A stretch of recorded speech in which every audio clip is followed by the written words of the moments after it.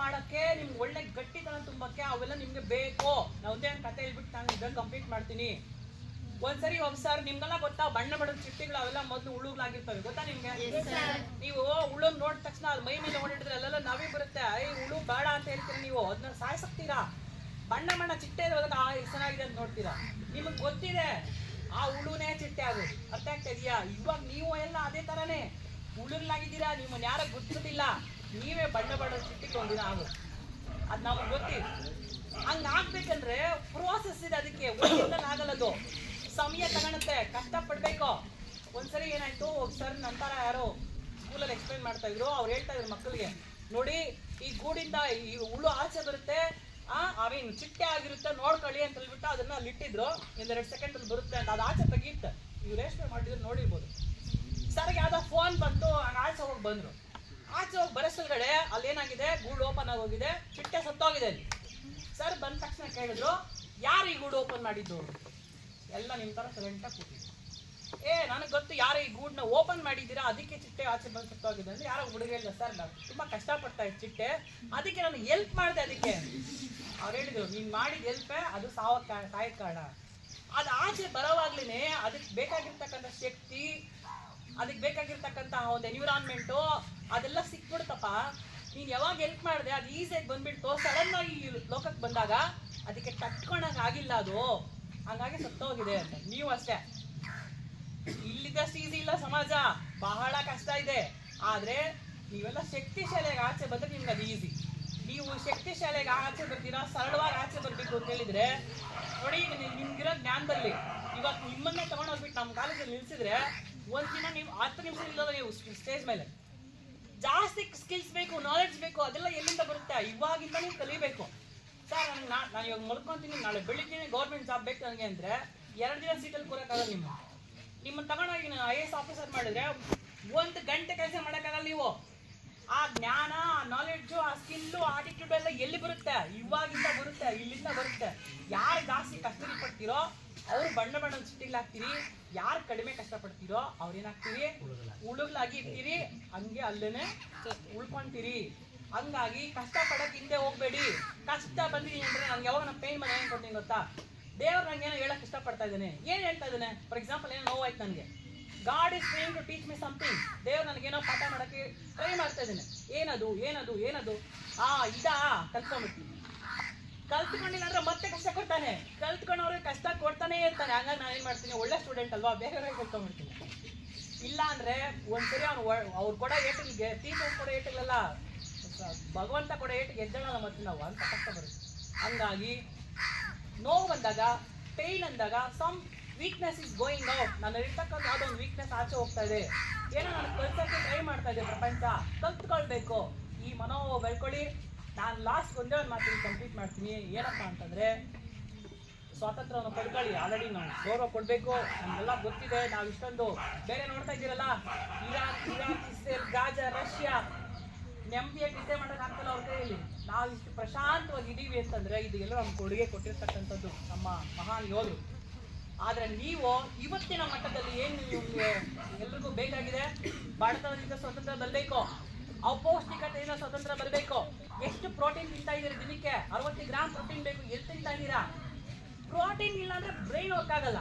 Brain ನಿಮ್ಮ ಅಪ್ಪ ಓದಂದ್ರೆ ಎಲ್ಲಿ ಓದೋದು? ನೀವು ಓದಿದ್ದು ಮರ್ತೋಗ್ತೀರಾ.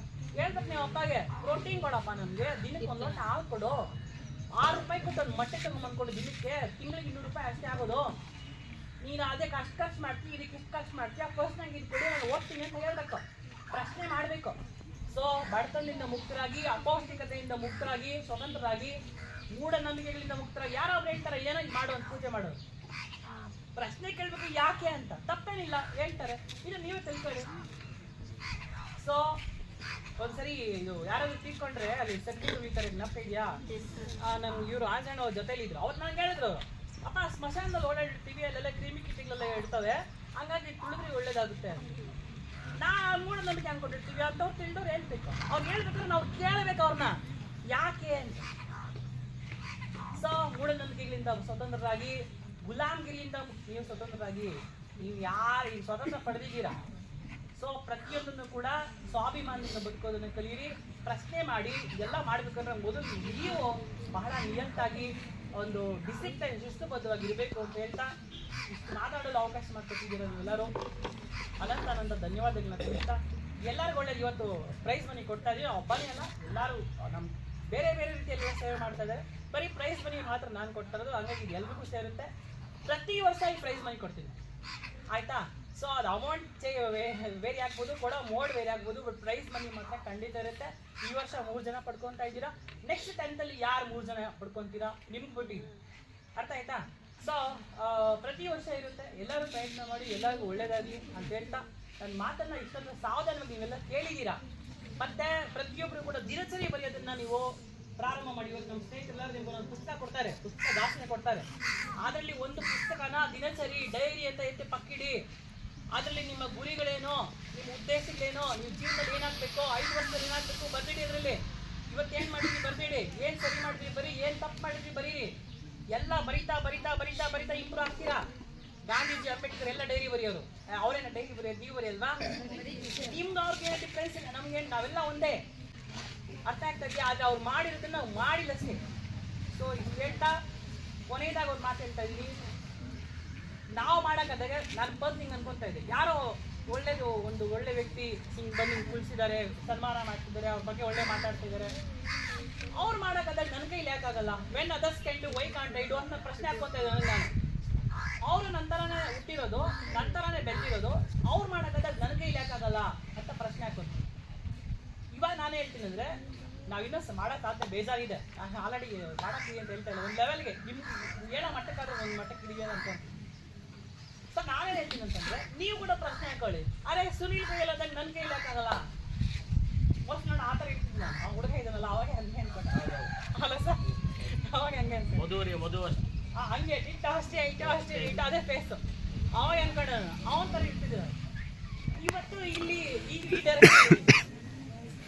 ನನ್ನ ಕೈಲಾದಾಗ ನಿಮ್ಮ ಕೈಲಾಗಲ್ಲ ಆ ಪ್ರಶ್ನೆ ಹಾಕೊಳ್ಳಿ. When others can do why can't I do ಅಂತ ಅನ್ಕೊಂತ ಇದ್ದೆ. ಇವಾಗ ಏನು ಹೇಳ್ತೀನಿ ಅಂದರೆ when I can do any one can do. ನಾನು ಮಾಡೋಕ್ಕಾಗುತ್ತೆ, ಮಾಡೋಕ್ಕಾಗುತ್ತೆ.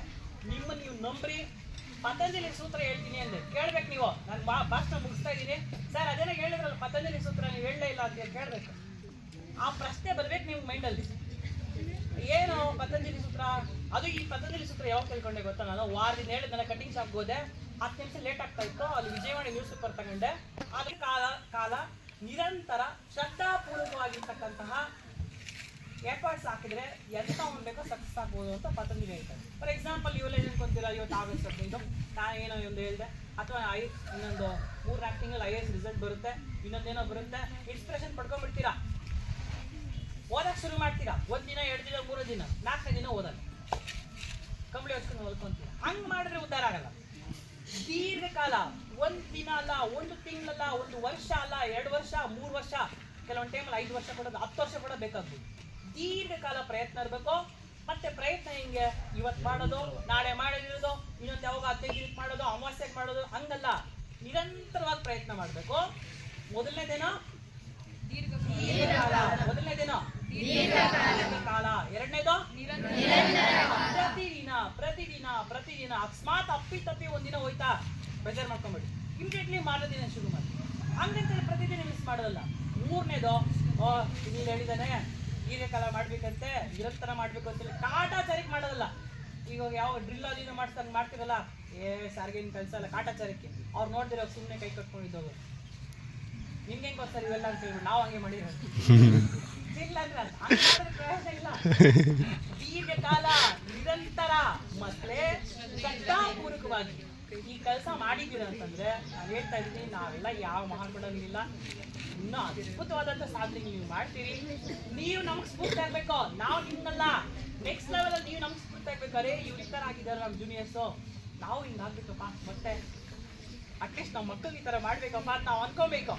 ಅರ್ಥ ಆಯ್ತಾ? ಹಂಗೆ ನಾವು ನಿಮ್ಗೆ ಸ್ಫೂರ್ತಿ, ನೀವು ನಮಗೆ ಮತ್ತೆ ಸ್ಫೂರ್ತಿ ಆಗಬೇಕು. ಈ ಸೈಕಲ್ ಇದು ಮುಂದುವರಿತಾ ಇರಬೇಕು ಅಂತ ಹೇಳ್ತಾ ನೀವು ಒಂದು ಆಗ್ತೀರಿ ಅಂತ ಆಶಿಸ್ತಾ, ನಮ್ಮ ಟೀಚರ್ಸ್ ಎಲ್ಲ ನೀವು ನಂಗೆ ರೆಡಿ ಮಾಡ್ತಾರೆ ಅಂತ ಅಂದ್ಕೊಂಡು, ಮತ್ತು ಈ ಸರಿ ಏನು 10th ಫಸ್ಟ್ ಸೆಕೆಂಡ್ ಥರ್ಡ್ ಬಂದಿದ್ದೀರಾ, ನಿಮ್ಗೆ ನಿಜವಾಗ್ಲಿ ಕಂಗ್ರ್ಯಾಚುಲೇಷನ್ಸ್. ಯಾಕಂದರೆ ಇಷ್ಟು ಸ್ಟ್ರಿಕ್ಟ್ ಎಕ್ಸಾಮ್ ನಾನು ಚರಿತ್ರೆಯಲ್ಲೇ ನಾನು ಮಾಡಿಲ್ಲ ಅನ್ಕೋತೀನಿ.